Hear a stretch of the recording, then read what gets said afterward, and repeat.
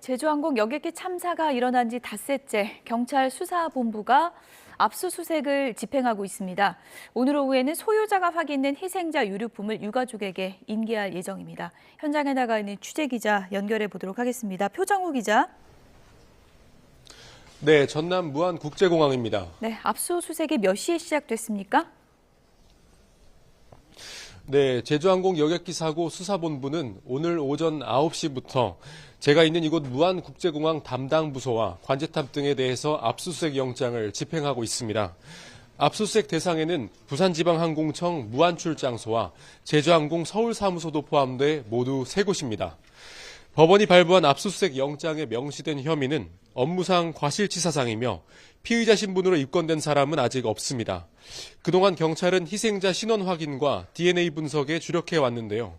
희생자 179명 전원에 대한 신원 확인 절차를 모두 마무리하면서 본격적인 여객기 사고 원인 조사와 증거 확보 작업에 돌입한 것으로 보입니다. 수사본부는 사고 여객기와 충돌한 활주로 주변 로컬라이저에 대한 자료를 확보하고 있습니다. 또 조류 충돌 경고와 조난 신호 등 사고 직전 관제탑과 조종사가 주고받았던 교신 내용도 확인할 방침입니다. 경찰 관계자는 사고 여객기의 기체 이력 등 언론 보도를 통해 제기된 여러 의혹도 수사를 통해 규명할 것이라고 밝혔습니다. 네, 공항에는 희생자 유류품에 대한 인계가 이루어지고 있다고요? 네, 그렇습니다. 수색 작업을 통해 발견된 희생자들의 유류품 가운데 소유자가 확인된 200여 점이 유가족에게 인계되는 건데요.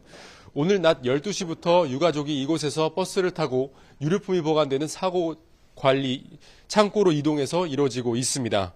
이름표가 붙어있는 여행 가방 등 불타지 않은 유류품들이 유족에게 전달되고 남은 수거된 유류품에 대해서도 추가 분석이 이루어질 예정입니다. 훼손이 심해 소유주를 알 수 없는 전자기기의 경우 디지털 포렌식도 진행할 것으로 보입니다. 또 공항에 주차된 희생자 차량에 대해서도 유가족에게 인계하는 방안도 검토 중인데 내일 구체적인 절차가 유가족들에게 안내될 방침입니다. 정부는 사고 원인에 대한 조사도 이어가고 있는데요.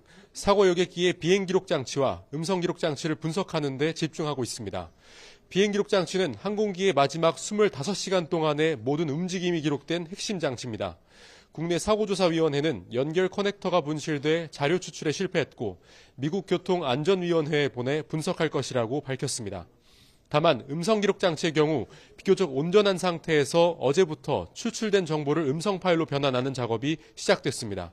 음성 파일이 완성되면 사고가 일어나기 직전 2시간 동안 조종사와 관제사의 무전 대화 등이 확보될 예정입니다. 지금까지 무안국제공항에서 YTN 표정우입니다.